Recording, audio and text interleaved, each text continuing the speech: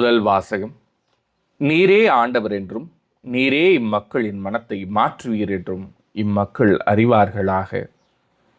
அரசர்கள் முதல் நூலிலிருந்து வாசகம். அதிகாரம் 18, இறைவசனங்கள் 20 முதல் 39 முடிய. அந்நாள்களில் ஆகாபு இஸ்ரேல் மக்கள் அனைவரையும் அழைத்தான். பொய் வாக்கினரையும் கர்மேல் மலையில் ஒன்று திரட்டினான்.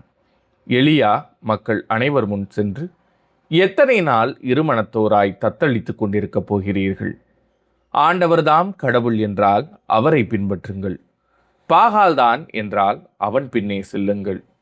அப்பொழுது எலியா மக்களிடம், ஆண்டவரின் திருவாக்கினருள் நான் ஒருவன்தான் எஞ்சியிருக்கிறேன். பாகாலின் பொய் வாக்கினரோ 450 பேர் இருக்கின்றனர். 2 காளைகளை எங்களிடம் கொண்டு வாருங்கள். அவர்கள் ஒரு காளையை தேர்ந்தெடுத்து அதை துண்டு துண்டாக வெட்டி விறகின் மேல் வைக்கட்டும். ஆனால் நெருப்பு வைக்கலாகாது. மற்ற காளையை நான் தயார் செய்து விறகின் மேல் வைப்பேன். நானும் நெருப்பு வைக்க மாட்டேன். நீங்கள் உங்கள் தெய்வத்தின் பெயரை சொல்லி அழையுங்கள், நானோ ஆண்டவரின் பெயரை சொல்லி அழைப்பேன். அதற்கு நெருப்பு மூலம் பதிலளிக்கும் கடவுளே உண்மை கடவுள் என்றார். மக்கள் அனைவரும் பதில் மொழியாக, நீர் சொல்வது சரியே என்றனர். பிறகு எலியா பாகாலின் பொய்வாக்கினரிடம், நீங்கள் அதிகம் பேராய் இருப்பதால் முதலில் நீங்கள் ஒரு காளையை தேர்ந்தெடுத்து தயாராகுங்கள், ஆனால் நெருப்பு மூட்டாதீர்கள் என்றார். அவ்வாறே அவர்கள் தங்களுக்கு கொடுக்கப்பட்ட காளையை கொண்டு வந்து தயார் செய்த பின் காலை முதல் நண்பகல் வரை பாகாலின் பெயரை கூப்பிட்டு, பாகாலே பதில்தாரும் என்று கத்தினர். ஆனால் எக்குரலும் கேட்கவில்லை, எப்பதிலும் வரவில்லை. எனவே அவர்கள் தாங்கள் கட்டிய பலிபீடத்தை சுற்றி ஆடலாயினர். நண்பகலாயிற்று. எலியா அவர்களை கேலி செய்து, இன்னும் உரத்த குரலில் கத்துங்கள், அவன் ஒரு தெய்வம்.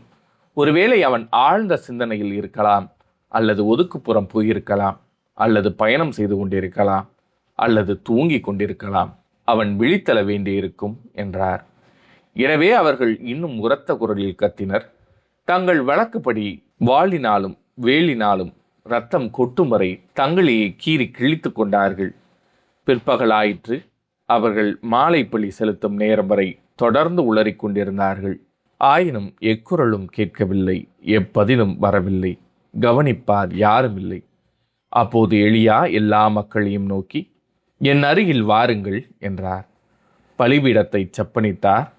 உன் பெயர் இஸ்ரவேல் என்று ஆண்டவர் யாக்கோபுக்கு உரைத்திருந்ததன் பொருட்டு அவர் வெளிவந்த குலங்களின் எண்ணிக்கைப்படி எலியா 12 கற்களை எடுத்தார். அக்கற்களை கொண்டு ஆண்டவர் பெயரில் ஒரு பலிபீடத்தை கட்டி அப்பலிபீடத்தை சுற்றிலும் 2 உளவு கால் அகலம் உள்ள வாய்க்காலை வெட்டினார். அதன் பின் விறகு கட்டைகளை அடுக்கி காளையை துண்டு துண்டாக வெட்டி அவற்றின் மேல் வைத்தார். 4 குடங்கள் நிறைய தண்ணீர் கொண்டு வந்து எரிபலியின் மேலும் விறகு கட்டைகளின் மேலும் ஊற்றுங்கள் என்றார். அவர் 2ஆம் முறையும் செய்யுங்கள் என்றார். அவர்கள் 2ஆம் முறையும் அவ்வாறே செய்தனர். அவர் 3ஆம் முறையும் செய்யுங்கள் என்றார். அவர்கள் 3ஆம் முறையும் அப்படியே செய்தனர். எனவே தண்ணீர் பலிபீடத்தை சுற்றிலும் ஓடியது. மேலும் வாய்க்காலை அவர் தண்ணீரால் நிரப்பினார். மாலை பலி செலுத்தும் நேரமாயிற்று.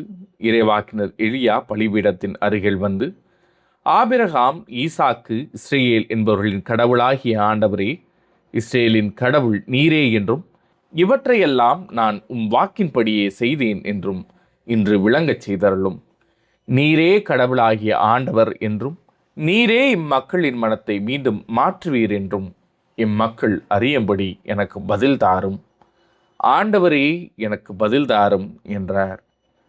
உடனே ஆண்டவரின் நெருப்பு கீழே இறங்கி அந்த எரிபலிகளையும் விறகு கட்டைகளையும் கற்களையும் மணலையும் சுட்டெரித்து வாய்க்கால் நீரையும் வற்றச் செய்தது.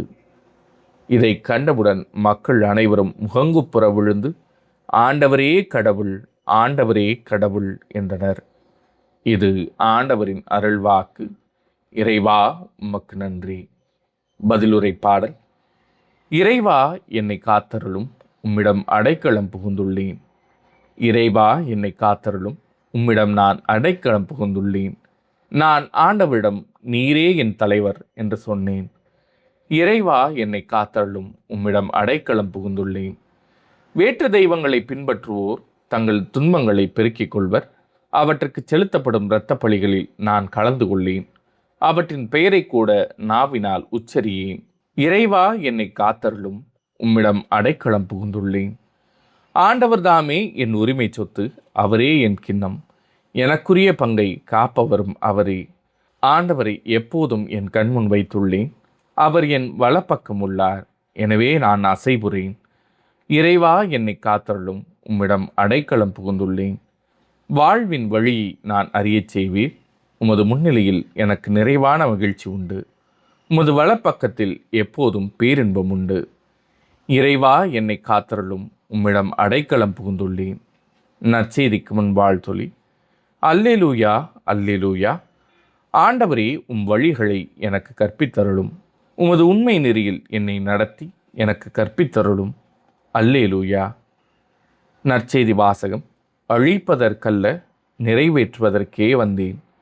மத்தேயு எழுதிய தூய நற்செய்தியிலிருந்து வாசகம். அதிகாரம் 5, இறைவசனங்கள் 17 முதல் 19 முடிய. அக்காலத்தில் இயேசு தம் சீடரை நோக்கி கூறியது: திருச்சட்டத்தையோ இறை வாக்குகளையோ நான் அழிக்க வந்தேன் என நீங்கள் எண்ண வேண்டாம். அவற்றை அழிப்பதற்கல்ல, நிறைவேற்றுவதற்கே வந்தேன்.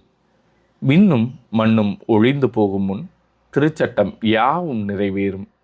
அதன் ஒரு சிற்றெழுத்தோ ஒரு புள்ளியோ ஒழியாது என உறுதியாக உங்களுக்கு சொல்கிறேன். எனவே இக்கட்டளைகளில் மிகச் சிறியது ஒன்றையேனும் மீறி அவ்வாறே மக்களுக்கும் கற்பிக்கிறவர் விண்ணரசில் மிகச் சிறியவர் என கருதப்படுவார். இவை அனைத்தையும் கடைபிடித்து கற்பிக்கிறவரோ விண்ணரசில் பெரியவர் என கருதப்படுவார். இது ஆண்டவரின் அருள்வாக்கு. கிறிஸ்துவே, உமக்கு புகழ்.